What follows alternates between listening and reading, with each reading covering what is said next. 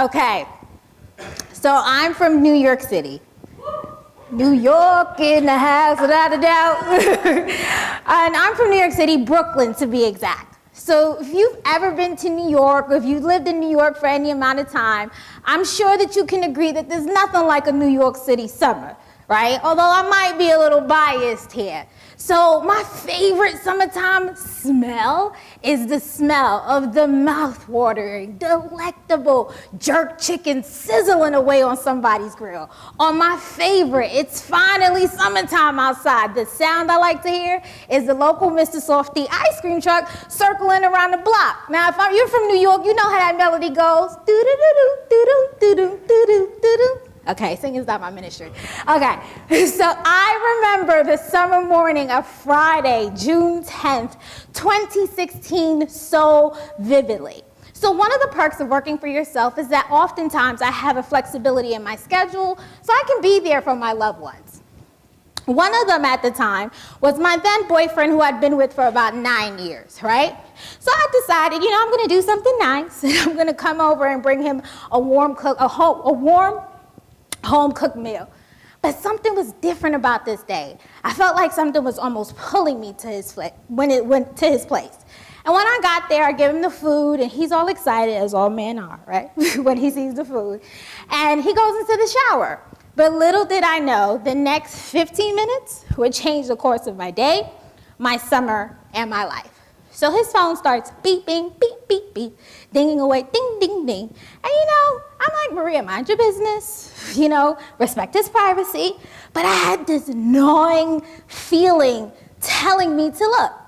So I do. And there it is. To my surprise, several inappropriate messages, texts, phone calls with other women. So he comes out the shower, and I'm from Brooklyn, so I confront. And I'm like, hey, and he lies. And then he lies again. And so I decided to call one of the women in front of him and ask her directly, have y'all ever slept together? And her reply, definitely. So that was the day I was the last to find out I was in an open relationship, as he was a bona fide cheater.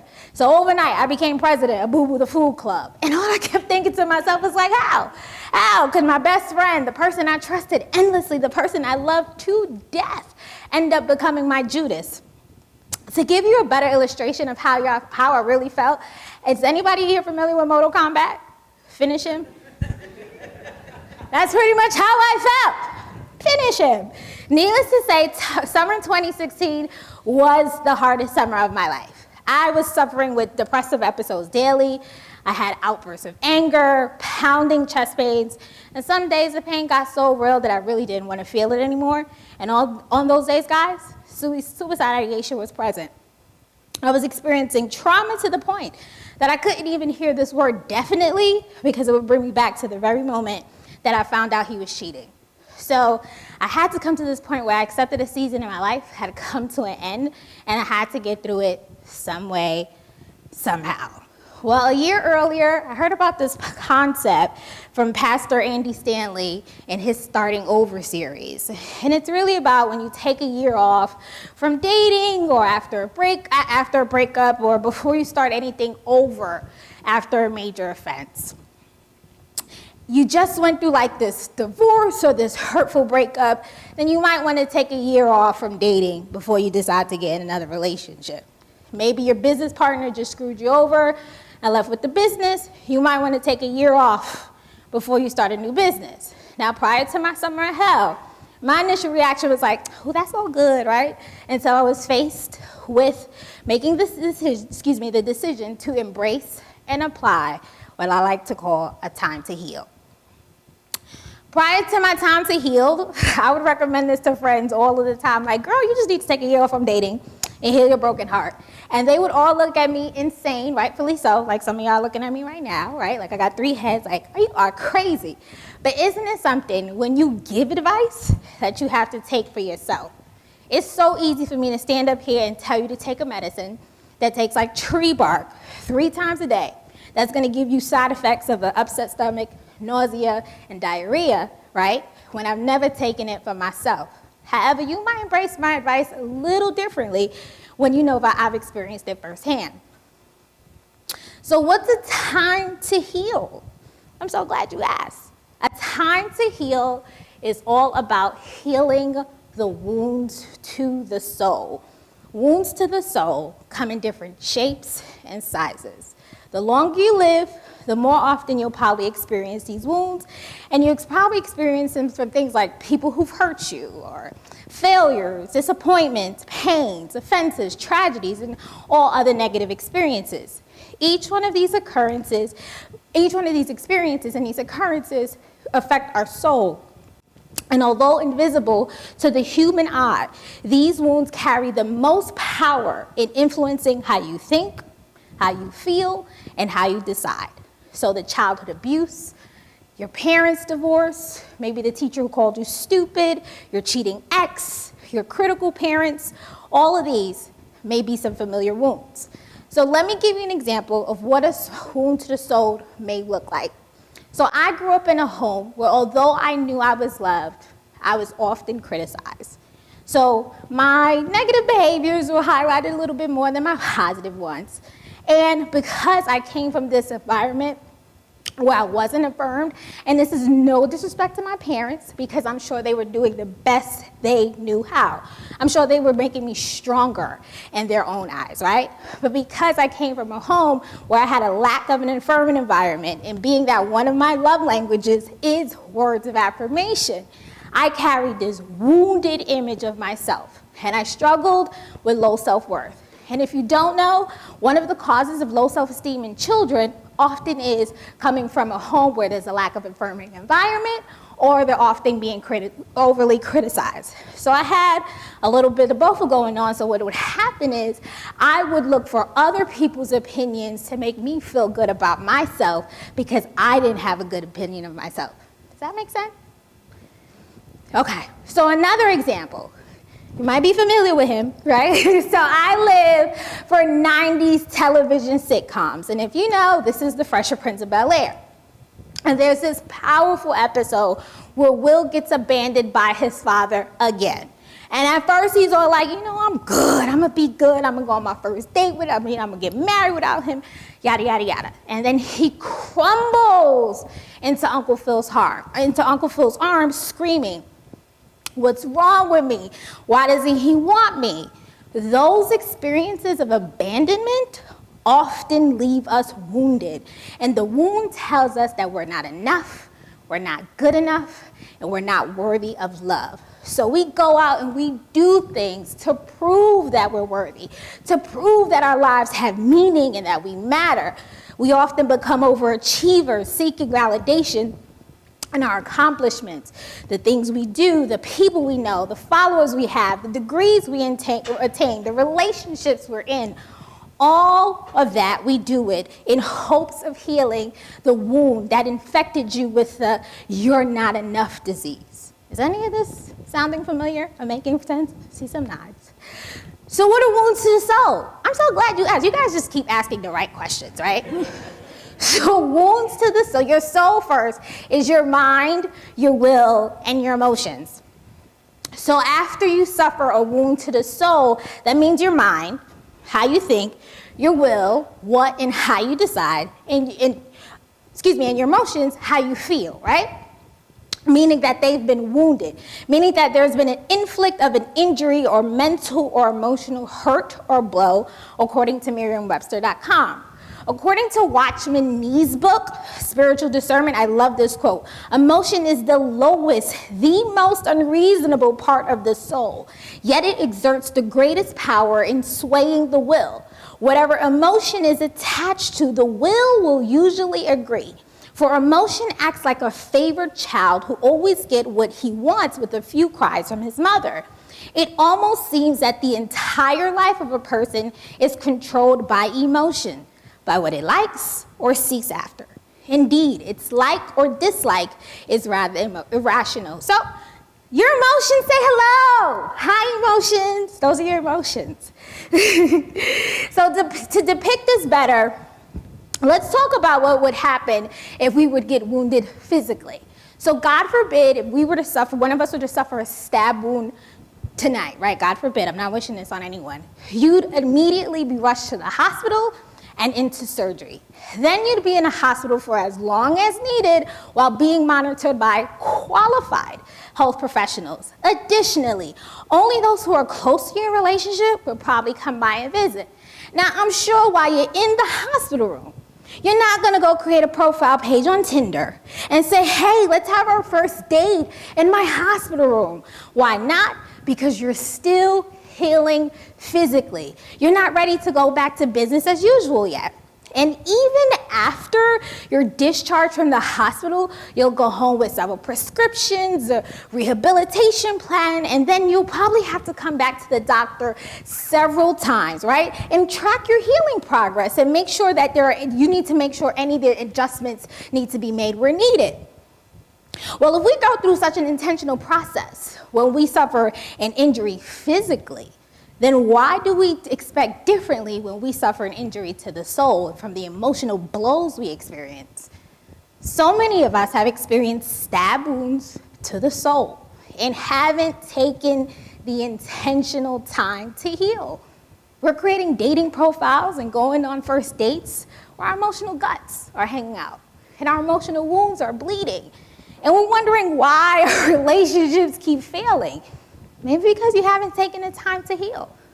Now, I'm sure at this point, your inner saboteur is screaming on the inside of you. That fabulous woman with the blonde hair does not know what she is talking about. I am good. I do not need a time to heal. Well, your inner saboteur is your ego's best friend. And your inner saboteur is the self-destructive voice that lives inside of each and every one of us. Your ego will do anything to avoid discomfort or being vulnerable. A whole year? I can't take a year off from dating. Well, did you know? I have good news for you. The life expectancy in America for women is about 81 years old, and for men is about 78 years old. So I think most of us here can afford a year off. Now, no one who has ever done this has ever come back with a regret. But how many of us have regrets about the relationships we get into because we're so impatient as a society, even with ourselves? A time to heal requires complete surrender, vulnerability, and patience. And nobody jumps for joy there. I know I didn't. Now, I get that this may not be for everyone here, everyone listening, and that's fine. But if you're interested in implementing your time to heal, I want to share with you some key pointers. First and foremost, I want you to know that it should not be less than a year long. Mine was actually 2.5 years long. And I don't want you to put a time limit on it because why? Time is your ally and not your enemy in your healing process. Now, just like you wouldn't expect to heal from a stab wound overnight, you can't expect to heal from the wounds to the soul, especially traumatic ones, in a week. So I'm gonna be real. I was in such a hurry because I didn't want to surrender. I still wanted to be in control. And the desire to control is often rooted in fear. I feared pain, I feared what was happening next, I feared being alone, but I couldn't control that anymore. So I had to get to this point where I had to surrender to the process. Some people say to trust the process, but I had a problem with that because I was like, this process thing is scary. I don't know what is about to happen next, right? I literally feared what the next thing was going to happen. So I just said, you know what, come hell or high water, I'm going to get through this, which means that I had to allow myself to feel it without numbing the pain. And you do too. Many of us have not been taught how to deal with pain in a healthy way, right? So we don't even give ourselves permission to feel pain, right? But pain is an inevitable part of the human experience. When it comes, some of us don't know how to deal with it, some of us numb it, some of us tend to avoid it altogether. No drugs, no wine, no work addiction, whatever it is, will numb the pain long enough because guess what? After you're done numbing, the pain is going to be right there waiting for you. All right? So when it comes, allow space for it. Allow yourself to feel it, right? And allow yourself to acknowledge it. And I want you to consider the pain that you may feel when you're going through your time to heal, like labor pains. It may totally suck right now, but if you push just a little more and just a little further, you'll give birth to someone beautiful, a healed you where nothing can hold your joy captive. With that said, I want you to embrace all. Can we say all? I want you to embrace all of the meditation, support system, therapy that you may need when you are going through this process, because I'm not going to sit here and lie to you and tell you that it's going to be easy. Next, you want to be willing to let go. Let go of expectations. Let go of people. Let go of how you thought the healing process should look, and be willing to unlearn some schools of thought that no longer serve you. One of my greatest lessons in my time to heal was I learned that love lets go. If someone chooses to leave your life at their own will, you have to give them the opportunity to exercise that free will and let them go. Because in my time to heal, I learned this very important lesson. We do not own people, we experience them, okay? And I learned that when a season is in the life, when something has come to an end and a season has ended in any sort of relationship, and if I allow them in my life out of season, it's like I'm drinking rotten milk. It's expired, and if I drink it, it's going to make me sick. And I wouldn't have had the chance to see my wounds to the soul if I didn't do this. Embrace solitude and not loneliness. Now, I wasn't alone because I was graced to be surrounded by friends at the same time who were going through the same healing process with me during that same moment. But I was in a time of solitude because I had to get to know me, even my flaws, because I had to own my part of it. And you want to own your part of it too, because there is a very big difference between blame and contribution. Blame is about judging, as contribution is about understanding. According to the book Difficult Conversations, blame is when we focus more on fault finding and punishment.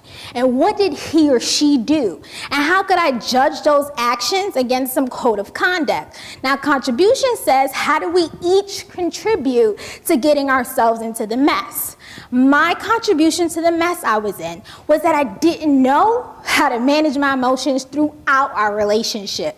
It was modeled to me that when you're angry, and anger is often a secondary emotion rooted in pain, that you do or you say anything to hurt that person back, okay? I didn't know how to feel hurt without hurting him. And as a result, I said and did many hurtful things that I regret.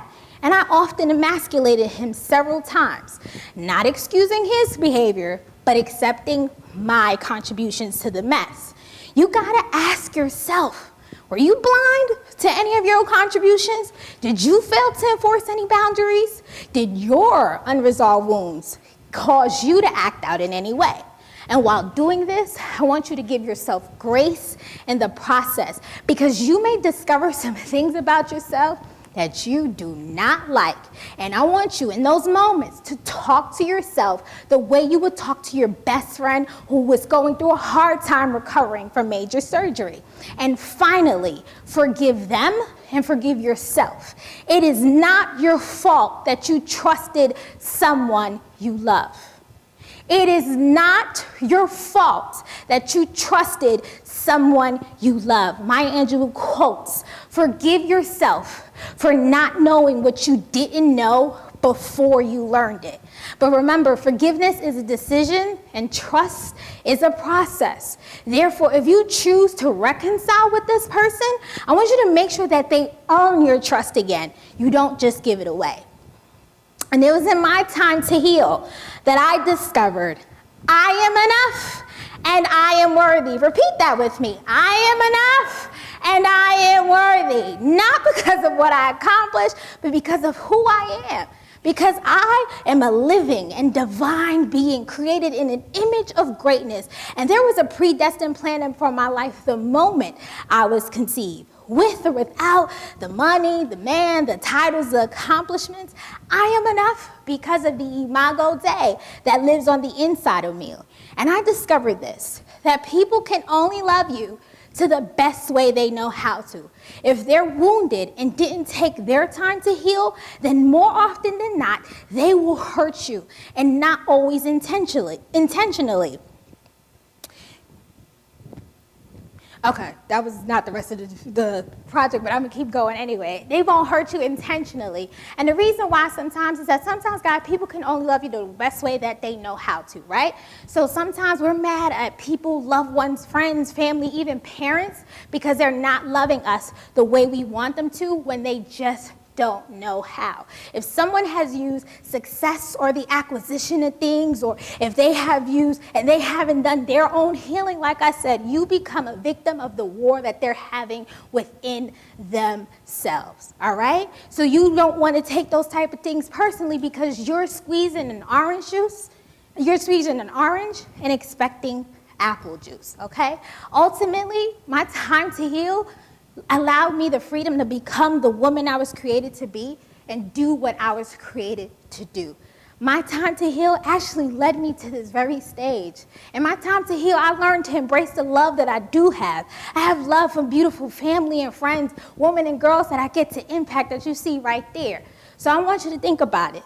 Are you going to embrace your time to heal? Your best you and your best opportunities are on the other side of it. Thank you.